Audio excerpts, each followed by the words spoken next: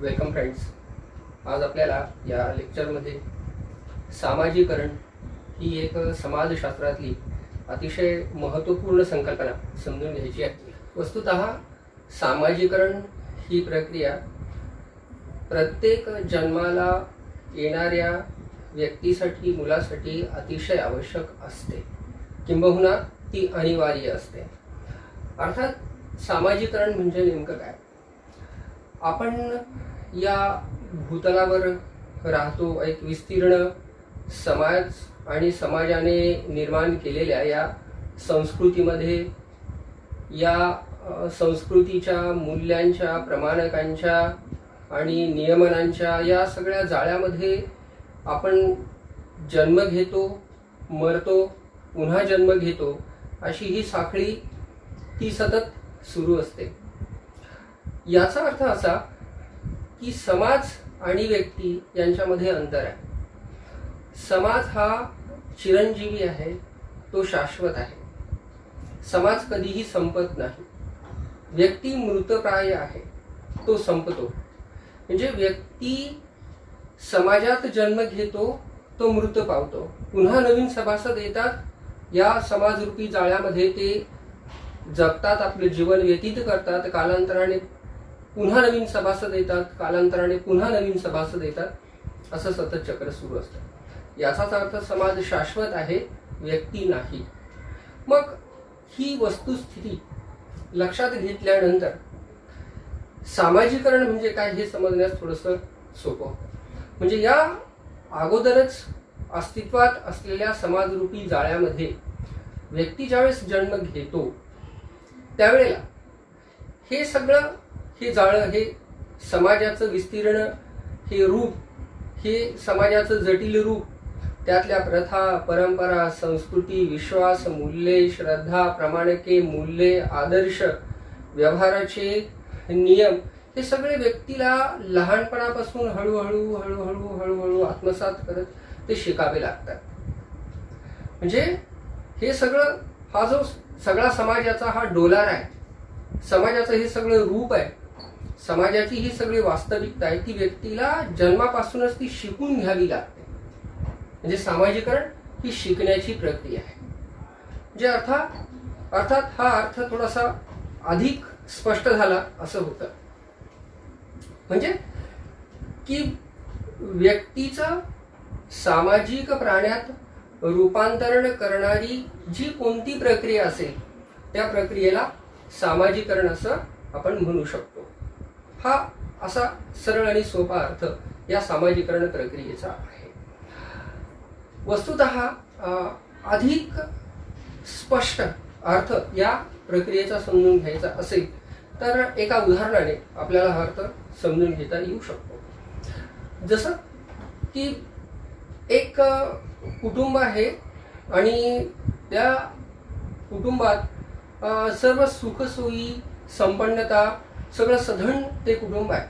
त्या कुटुंबामध्ये कमी कशाची नाही आहे. सगळी सुखवस्तू, सगळं ऐश्वर्य, नाही त्या गोष्टी तिथे उपलब्ध आहेत. आणि या कुटुंबात ज्यावेळेस मूल जन्म घेतं आणि त्या मुलांना जगातल्या सगळ्या सुखसोयी तिथे उपलब्ध करून दिल्या तरी त्या मुलांचा सामाजिक विकास होईल असं सांगता येत नाही. म्हणजे त्या मुलाला समाजाच्या बाहेर सामाजिक वातावरणात वाढवावं लागेल. इतर समाजाशी संपर्क, इतर लोकांशी त्याचा संपर्क येऊ द्यावा लागेल. सुरुवातीला कुटुंबात त्याचे आईबाबा त्याला जे काही शिकवतील फक्त तितकंच. नंतर हळूहळू जसं ते मूल मोठं व्हायला लागेल तसं त्याला, त्या मुलांना समाजात प्रवेश करावा लागतो, इतर व्यक्तींचा संपर्क यावा लागतो, इतर व्यक्तींसोबत त्याला आंतरक्रिया कराव्या लागतात. त्याला शाळेत जावं लागतं, त्याला महाविद्यालयात जावं लागतं, त्याला बँकेत जावं लागतं, त्याला यासारखे दैनंदिन व्यवहार करावे लागतात. आणि या सगळ्या लोकांच्या आंतरक्रियातून, या सगळ्या लोकांच्या संपर्कातून, या सगळ्या लोकांच्या या सगळ्या दळणवळणातून, या सगळ्यांच्या सोबतच्या सहकार्यातून ते मूल, ते व्यक्ती आयुष्याच्या शेवटपर्यंत काही ना काही सतत शिकत असतात.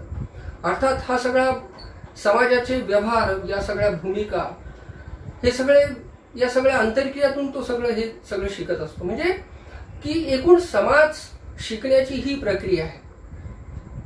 म्हणजे की सामाजिकरण ही व्यक्तीच्या जन्मापासून मृत्यूपर्यंत अखंड चालणारी ही प्रक्रिया आहे. दुसऱ्या उदाहरणाने हा मुद्दा आपल्याला चांगल्या पद्धतीने लक्षात येऊ शकतो. एखाद्या मुलाला जर आपण जन्मतःच दूर एका निर्जन बेटावर तिथे नेऊन वाढवलं आणि प्रगत कुठल्याही समाजाशी त्याचा संपर्क येऊ दिला नाही, म्हणजे ते मूल तिथे हाडामासाचा गोळा म्हणून इतर प्राण्यांप्रमाणे ते वाढेल. पण त्याला म्हणजे हळूहळू जसं 2, 4, 5 वर्षाचं ते होईल, पण तो सामाजिक प्राणी बनणार नाही. म्हणजे समाज काय आहे, संस्कृती काय आहे, समूह काय असतात, संघर्ष काय असतो, सहकार्य काय, आपली भाषा काय आहे, आपले मूल्य काय, रीतिरिवाज काय, प्रथा परंपरा काय आहे, विश्वास, हे धर्म काय आहे आपला, हे त्याला काही कळणार आहे. केवळ इतर प्राणी जसं वाढतात, जसं त्यांच्या मर्यादित गरजा असतात, तितक्याच गरजा फक्त आणि त्याच अनुरोधाने तो मुलगा तो वाढेल. म्हणजे त्याला भाषा येणार नाही, त्याला कुठल्याही गोष्टी ज्या इतर मुलांना असतात, माहिती असतात, ते त्याला असणार नाही. ते एक मोगलीप्रमाणे, एक जंगली प्राण्याप्रमाणे त्याचं आयुष्य होऊन जाईल. म्हणून ही प्रक्रिया किती आवश्यक आहे, सामाजिकरणाची प्रक्रिया किती आवश्यक आहे, या उदाहरणावरून आपल्याला लक्षात येतं. म्हणूनच किंबॉल यंग यांनी आपल्या पुस्तकामध्ये अतिशय सुंदर वर्णन सामाजिकरण प्रक्रियेचं केलेलं आहे. म्हणजे ते म्हणतात की एक व्यक्ती सामाजिकरणाच्या प्रक्रियेमुळे समाजाच्या एका सांस्कृतिक विस्तीर्ण अशा क्षेत्रात व्यक्ती प्रवेश करतात. त्या समाजात जे विविध समूह आहेत, त्या समाजात जे विविध गट आहेत, जे समूह आहेत, त्या समूहांचा सभासद होण्याची पात्रता त्या व्यक्तीच्या अंगी निर्माण होते. म्हणजे दुसऱ्या बाजूने ते म्हणतात की या समाजामध्ये संस्कृतीने निर्माण केलेली जी काही मूल्य आहेत, जे काही प्रमाणके आहेत, जे दैनंदिन जीवन जगण्यासाठी अतिशय आवश्यक आहे, ते मूल्य, ते प्रमाणके शिकून घेण्याची पात्रता व्यक्तीच्या अंगी केवळ सामाजिकरणामुळे प्राप्त होते, असे किंबॉल यंग यांचं मत आहे. दुसरे आणखी एक फिलॉसॉफर आहे, सोशलॉजिस्ट, ते आहेत मॅक आयव्हर. आणि मॅक आयव्हर यांनी सुद्धा सामाजिकरण प्रक्रियेचं अतिशय सुंदर वर्णन केलेलं आहे. ते म्हणतात की सामाजिकरणामुळे व्यक्तीमध्ये सुंदर असे सामाजिक संबंध निर्माण होतात. त्या संबंधातून समाजही निर्माण व्हायला लागतो. व्यक्ती एक दुसऱ्यांसोबत संपर्क करतात, आंतरक्रिया करतात आणि एक दुसऱ्यांच्या प्रती आपली कर्तव्याची भावना काय आहे, आपलं उत्तरदायित्व काय आहे, हे लोक शिकून घेतात, हे व्यक्ती शिकून घेतात. आणि कोणत्या प्रक्रियेमुळे शिकून घेतात, तर ते सामाजिकरणाच्या प्रक्रियेमुळे शिकून घेतात. ते एक दुसऱ्यांसोबत सहकार्य करू लागतात आणि अशा प्रकारे समाज हा ऑनगोईंग पुढे तो आपलं अस्तित्व कायम टिकवितो. आणखी एक समाजशास्त्रज्ञ आहे ज्यांचं नाव आहे ऑगबर्न. ऑगबर्न यांनी सुद्धा अतिशय सुंदर व्याख्या, अतिशय सुंदर वर्णन सामाजिकरण प्रक्रियेचं केलेलं आहे.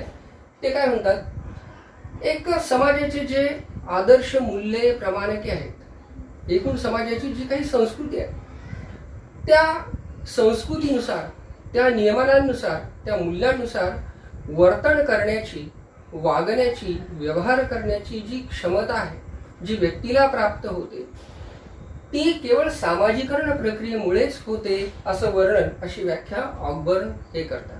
म्हणजे या तिन्ही विचारवंतांच्या या सामाजिकरण प्रक्रियेच्या वर्णनातून सामाजिकरण म्हणजे नेमकं काय हे समजण्यास आपल्याला मदत मिळते.